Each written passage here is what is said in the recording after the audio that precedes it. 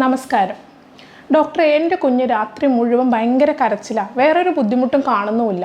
മൂത്രം ഒഴിക്കുമ്പോൾ ചെറിയൊരു മഞ്ഞപ്പ് കാണുന്നുണ്ട്. ഇങ്ങനെയൊക്കെ പല പേഷ്യൻസും വന്ന് പറയാറുണ്ട്. എന്നാൽ കുട്ടിക്ക് മറ്റ് ബുദ്ധിമുട്ടുകളില്ല. തൊട്ടിലയിൽ കിടത്തുമ്പോൾ അല്ലെങ്കിൽ അതിൽ നിന്ന് എടുക്കാൻ ശ്രമിക്കുന്ന സമയത്തൊക്കെ കുട്ടി ഞെട്ടി ഇങ്ങനെ കരയാണ്. പലപ്പോഴും ഇത് എന്തുകൊണ്ടുള്ള വേദനയാണെന്ന് ആർക്കും അറിയില്ല. പലരും കരുതുക ഗ്യാസിൻ്റെ ബുദ്ധിമുട്ട് അല്ലെങ്കിൽ വയറിന് എന്തെങ്കിലും വേദന ഉണ്ടാവുന്നൊക്കെയാണ്. പക്ഷേ കുഞ്ഞു കുട്ടികൾ നിങ്ങൾ അറിയാത്തൊരു കാര്യമുണ്ട്. UTI അഥവാ മൂത്രത്തിൽ പഴുപ്പ് വലിയൊരു പ്രശ്നമാണ്. ഈ വീഡിയോ കാണുന്ന പല സ്ത്രീകളും പുരുഷന്മാരും ഇപ്പോൾ കരുതുന്നുണ്ടാവും, ടോയ്ലറ്റിൽ നിന്ന് പോകണമെങ്കിൽ കണ്ണ് ചിമ്മിയിരിക്കണം, അത്രയ്ക്കും വേദനയാണ്, നല്ലോണം ആഞ്ഞു മുക്കി കൊടുക്കണം. ഇപ്പം മൂത്രം ഒഴിക്കാനൊക്കെ ഈ ഒരു പണി ചെയ്യണമെന്ന് പറയുമ്പോൾ നിങ്ങൾ അത്ഭുതപ്പെടുന്നില്ലേ?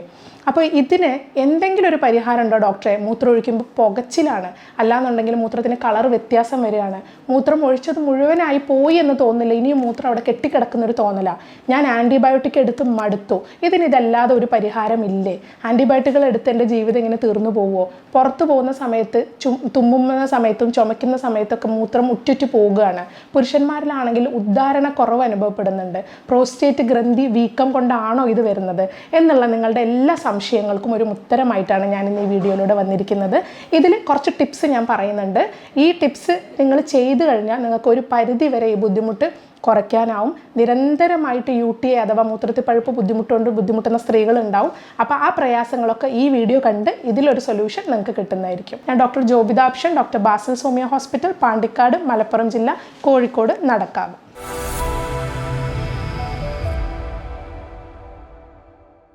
ആദ്യം തന്നെ നമുക്കിത് എന്തുകൊണ്ടാണ് വരുന്നത് നോക്കാം.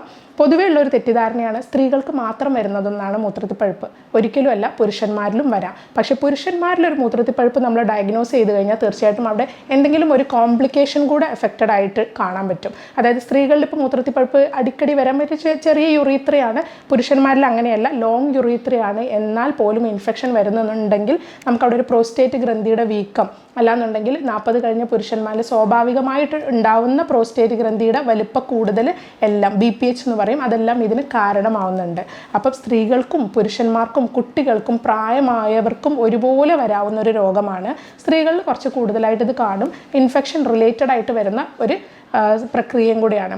അപ്പോൾ ഈ പീരീഡിൻ്റെ സമയത്ത്, പീരീഡിൻ്റെ തൊട്ട് മുന്നേ, പീരീഡിന് ശേഷം ഒക്കെ ഇങ്ങനെ വരുമ്പോൾ അത് വെക്കുന്ന സാനിറ്ററി പാഡിൻ്റെ കുഴപ്പമാണെന്ന് പറയും. അപ്പോൾ ഹൈജീൻ ഇതിൽ ലിങ്ക്ഡ് ആണ്, നിങ്ങൾ മനസ്സിലാക്കണം. എപ്പോഴും ഹൈജീൻ ഇതിലൊരു പാർട്ട് തന്നെയാണ്. പിന്നെ സ്ത്രീകൾ വാഷ് ചെയ്യുന്ന സമയത്ത് ഫ്രണ്ടിൽ നിന്ന് ബാക്കിലേക്ക് വാഷ് ചെയ്യാൻ എപ്പോഴും ശ്രദ്ധിക്കുക. ബാക്കിൽ നിന്ന് ഫ്രണ്ടിലേക്ക് വാഷ് ചെയ്യുന്ന സമയത്താണ് കൂടുതലും ബാക്ടീരിയാസ് അങ്ങോട്ട് സ്പ്രെഡ് ആവുന്നത്.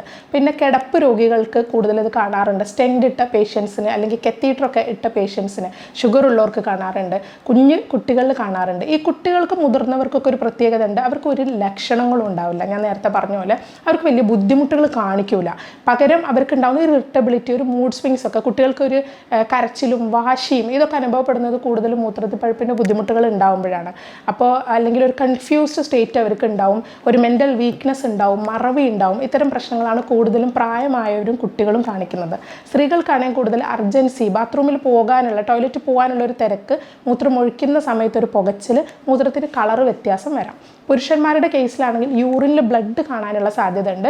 കൂടുതലും കിഡ്നി പ്രോബ്ലംസ് അല്ലെങ്കിൽ പ്രോസ്റ്റേറ്റിൻ്റെ പ്രശ്നങ്ങൾ അല്ലെങ്കിൽ ബ്ലാഡർ പ്രോബ്ലംസ് ഒക്കെ അസോസിയേറ്റ് ചെയ്ത് വരാൻ കൂടുതൽ സാധ്യത പുരുഷന്മാർക്കാണുള്ളത്.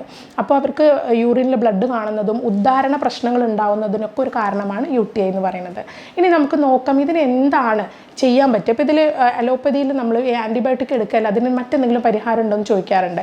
എപ്പോഴും ഈ മൂത്രത്തിൽ പഴുപ്പ് എന്ന പ്രശ്നത്തിന് നമുക്ക് കുറച്ച് കാര്യങ്ങൾ നമ്മൾ വീട്ടിൽ നിന്ന് തന്നെ ശ്രദ്ധിക്കാവുന്നതുണ്ട്. അതിൽ പെട്ടതാണ് ഇപ്പം നിങ്ങൾ സ്ത്രീകളിൽ ഞാൻ നേരത്തെ പറഞ്ഞ പോലെ വാഷ് ചെയ്യുകയാണെങ്കിൽ ഫ്രണ്ടിൽ നിന്ന് ബാക്കിലേക്ക് വാഷ് ചെയ്യാൻ എപ്പോഴും ശ്രദ്ധിക്കുക. അത് മലം പോകുന്ന ഭാഗത്തുള്ള ബാക്ടീരിയാസ് മുകളിലോട്ട് സ്പ്രെഡ് ആവാതിരിക്കാനാണ്. അതുപോലെ ഹൈജീൻ, മെൻസ്ട്രൽ ഹൈജീൻ നന്നായിട്ട് ശ്രദ്ധിക്കുക. പീരീഡുള്ള സമയങ്ങളിൽ നന്നായിട്ട് ക്ലീൻ ചെയ്യുക.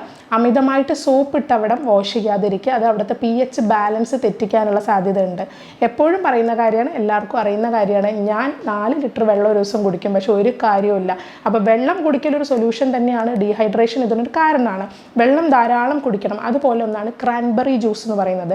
ക്രാൻബെറി ജ്യൂസ് നിങ്ങൾ ഡെയിലി എടുക്കുകയാണെന്നുണ്ടെങ്കിൽ നിങ്ങൾക്ക് മാറ്റം കിട്ടും. ഇതിൻ്റെ മലയാളം പലരും ചോദിക്കാറുണ്ട്. ആക്ച്വലി ഇത് ഇന്ത്യയിൽ പ്രൊഡ്യൂസ് ഉണ്ടാവുന്ന ഒരു ഭക്ഷ്യവസ്തു അല്ലാത്തത് കൊണ്ട് തന്നെ ഇത് പുറത്തുനിന്ന് നമുക്ക് അവൈലബിൾ ആണ്. നിങ്ങൾക്കിത് സൂപ്പർ മാർക്കറ്റുകളും ഷോപ്സിലൊക്കെ ക്രാൻബെറി എന്നുള്ള പേരിൽ തന്നെ അവൈലബിൾ ആയിട്ടുണ്ടാവും. ഇതിൻ്റെ ജ്യൂസ് ഡെയിലി എടുക്കുന്നത് നല്ലതാണ്. നമ്മുടെ ശരീരം എപ്പോഴും തണുത്തിരിക്കാനാണ് ശ്രദ്ധിക്കേണ്ടത്. പിന്നെ കോക്കനട്ട് വാട്ടർ ഡെയിലി നിങ്ങളുടെ ഡയറ്റിൽ ഡയറ്റിൽ യൂസ് ചെയ്യാവുന്നതാണ്. ഇപ്പോൾ ഇളനീര് വെള്ളം, കരിക്ക് വെള്ളം, ഇതെല്ലാം നിങ്ങൾക്ക് ഡെയിലി നിങ്ങളുടെ ഭക്ഷണത്തിൽ ഉൾപ്പെടുത്താൻ ശ്രദ്ധിക്കുക.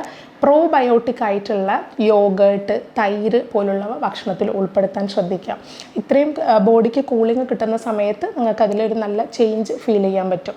പിന്നെ ഇതൊക്കെ ചെയ്തിട്ട് മാറ്റം കിട്ടാത്തവരുണ്ട്. ഇപ്പോൾ യൂഷ്വലി നമ്മളിവിടെ കൊടുക്കാറുള്ള ടെസ്റ്റ് എന്ന് പറയുന്നത് യൂറിൻ ടെസ്റ്റാണ്, യൂറിൻ അനാലിസിസ് ആണ്. അതിൽ നമുക്ക് ബാക്ടീരിയാസ് ഫൈൻഡ് ചെയ്യാം. അതുപോലെ ഇതിന് സ്പെസിഫിക് ഗോൾഡ് സ്റ്റാൻഡേർഡ് ടെസ്റ്റ് എന്ന് പറയുന്നത് യൂറിൻ കൾച്ചർ തന്നെയാണ്. അതിൽ നമുക്ക് കൃത്യമായിട്ട് ഏത് ബാക്ടീരിയ ആണ് അത് കോസ് ചെയ്യുന്നതെന്ന് അറിഞ്ഞു കഴിഞ്ഞാൽ അതിനനുസരിച്ചുള്ള ട്രീറ്റ്മെൻറ്റ് കൊടുക്കാൻ സാധിക്കും. പിന്നെ ചില കേസുകളിൽ സിസ്റ്റോസ്കോപ്പി വേണ്ടി വരും, DMSA ടെസ്റ്റുകൾ വേണ്ടി വരും. ഇപ്പോൾ അതൊരു സ്പെസിഫിക് സ്കാനാണ്, കുട്ടികളിലും ചെയ്യാൻ പറ്റും. ഇത് നമ്മളൊരു റേഡിയോ ആക്റ്റീവ് സബ്സ്റ്റൻസ് വെയിനിലൂടെ ഇഞ്ചെക്ട് ചെയ്തതിന് ശേഷമാണ് ഇത് കിഡ്നിയുടെ സ്കാൻ എടുക്കുന്നത്. അപ്പോൾ നമുക്ക് കോൾഡ് സ്പോട്ടായിട്ട് കാണാൻ പറ്റും എഫക്റ്റഡ് ഏരിയാസ്, എന്തെങ്കിലും കിഡ്നി ഡാമേജ് ഉള്ള ഏരിയാസ് ഈ സ്കാൻ വഴി നമുക്ക് കാണാൻ പറ്റും. ഇതൊക്കെ റിപ്പീറ്റഡ് ആയിട്ട് UTI വരുന്ന ആൾക്കാരിൽ മാത്രമാണ് ചെയ്യിപ്പിക്കാറുള്ളത്. നിരന്തരം ഒരു മാസത്തിൽ 1-2 തവണ വരിക തന്നെയാണ്. നല്ല പനി, അതിൻ്റെ കൂടെ അസോസിയേറ്റ് ചെയ്ത് പനി വരുന്നുണ്ട്, ചില്ലായിട്ട് നല്ല വിറച്ചിരിക്കുന്നുണ്ട്. ഇത്തരം സാഹചര്യങ്ങളിൽ മാത്രമാണ് നമ്മൾ ഈ ടെസ്റ്റുകൾ ചെയ്യുന്നത്. സിസ്റ്റോസ്കോപ്പിയും ആ കേസിൽ തന്നെയാണ്. നമ്മളെ ബ്ലാഡർ വോളിന് എന്തെങ്കിലും പ്രശ്നമുണ്ടോ എന്നുള്ളതൊക്കെ നോക്കാനാണ്. ഈ അടുത്തൊരു കപ്പിൾ എൻ്റെ അടുത്ത് വന്നിട്ടുണ്ടായിരുന്നു. അപ്പോൾ അവർ ന്യൂലി മാരീഡ് കപ്പിളാണ്, 1 മാസമേ ആയിട്ടുള്ളൂ കല്യാണം കഴിഞ്ഞിട്ട്. അപ്പോൾ അവർ പറഞ്ഞ കാര്യം, ബന്ധപ്പെടാനേ സാധിക്കുന്നില്ല. ബന്ധപ്പെടാൻ ശ്രമിക്കുന്ന ഓരോ സമയത്തും ഭാര്യയ്ക്ക് അതിഭയങ്കരമായിട്ടുള്ള പെയിൻ വരികയാണ്. അപ്പോൾ യൂറിൻ പാസ് ചെയ്യുമ്പോൾ പുകച്ചിലുണ്ട്, അവിടെ തൊടാൻ വയ്യ, ഭയങ്കര ചൊറിച്ചിലും ഉണ്ടെന്ന് പറയും. അപ്പോൾ ഈ കേസുകൾ നമ്മൾ മനസ്സിലാക്കേണ്ടത് വളരെ കോമൺ ആയിട്ടുള്ളൊരു സംഗതിയാണ്. ഇതിന് ഹണിമൂൺ സിസ്റ്റൈറ്റിസ് എന്നാണ് പറയുക.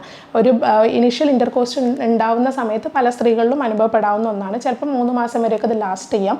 മെഡിസിൻ എടുത്തിട്ട് തന്നെ നമുക്ക് മാറ്റാവുന്ന ഒന്നാണ്.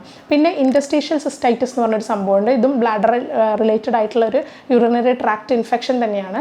ഇത് കാര്യമായിട്ട് വലിയ റീസൺസ് ഒന്നും ഇതിന് പറയാൻ പറ്റില്ല. ഇത് ബ്ലാഡർ വാൾ തിക്കനിങ് അല്ലെങ്കിൽ ബ്ലാഡർ വാളിൻ്റെ ഇൻഫ്ലമേഷൻ കാരണം ഉണ്ടാവുന്നതാണ്. അല്ലാതെ ഒരു ഡയറക്റ്റ് മൂത്രത്തിൽ ചിലപ്പോൾ നിങ്ങൾക്ക് വലിയ ബുദ്ധിമുട്ടുകളൊന്നും കാണാൻ പറ്റില്ല.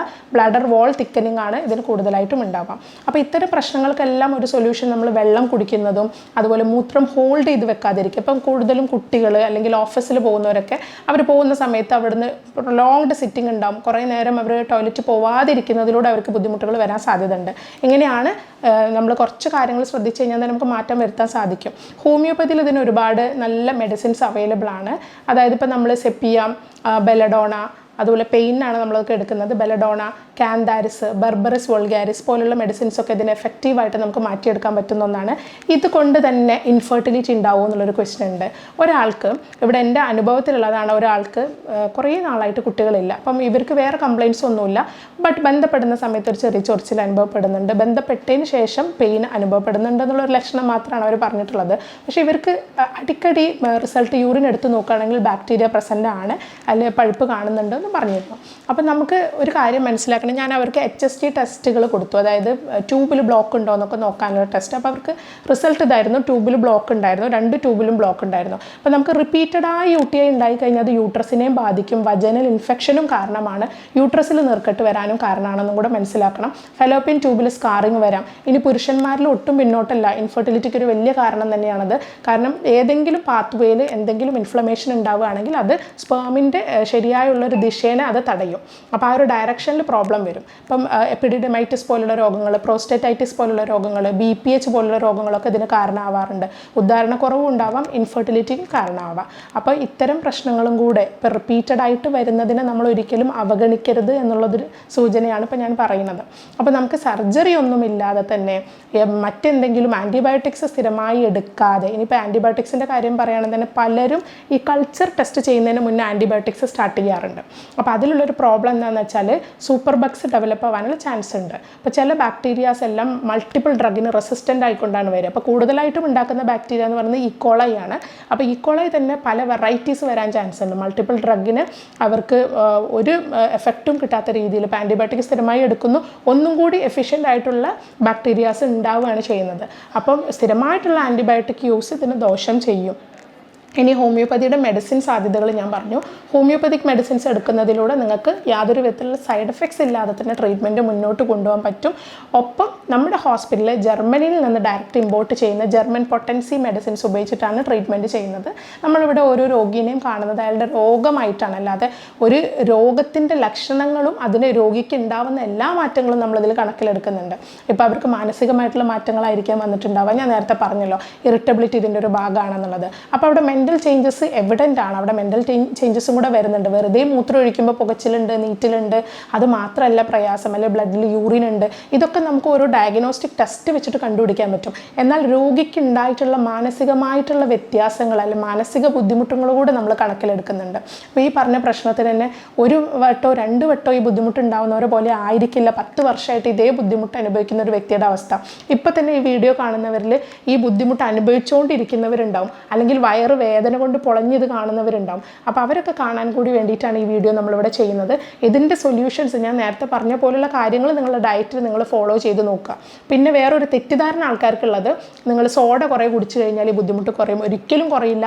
ലെമൺ ജ്യൂസ് കുടിച്ചു കഴിഞ്ഞാൽ കുറയും, ഒരിക്കലുമില്ല. ധാരാളം വെള്ളം തന്നെയാണ് ഇതിന് വേണ്ടിയിട്ട് കുടിക്കണം. ഞാൻ നേരത്തെ പറഞ്ഞ പോലെ കോക്കനട്ട് വാട്ടറോ ഇളനീരോ അങ്ങനത്തെ ഡ്രിങ്ക്സ് ഏതായാലും നിങ്ങൾക്ക് യൂസ് ചെയ്യാം. തൈര്, മോര്, പ്രൊബയോട്ടിക്സ് ആയിട്ടുള്ള യോഗേർട്ട് പോലുള്ള സാധനങ്ങൾ നിങ്ങളുടെ ഡയറ്റിൽ ഉൾപ്പെടുത്താം. അല്ലാതെ നിങ്ങൾ കുറേ സോഡ കുടിച്ചാലൊന്നും ഈ ബുദ്ധിമുട്ട് കുറയാൻ പോകുന്നില്ല. നമുക്ക് മെഡിസിൻസ് ജർമ്മനിയിൽ നിന്ന് ഇമ്പോർട്ട് ചെയ്യുന്നതുകൊണ്ട് തന്നെ ഇതിൻ്റെ എഫിക്കസി വളരെ കൂടുതലാണ്. പിന്നെ ഒരു യൂറോപ്യൻ നിർമ്മിത സോഫ്റ്റ്വെയറിൻ്റെ ഹെൽപ്പോട് കൂടിയാണ് നമ്മളിവിടെ മെഡിസിൻസ് സെലക്ട് ചെയ്യുന്നതും രോഗികൾക്ക് വേണ്ട റെമഡി പ്രോട്ടോക്കോൾ സെറ്റ് ചെയ്യുന്നതും.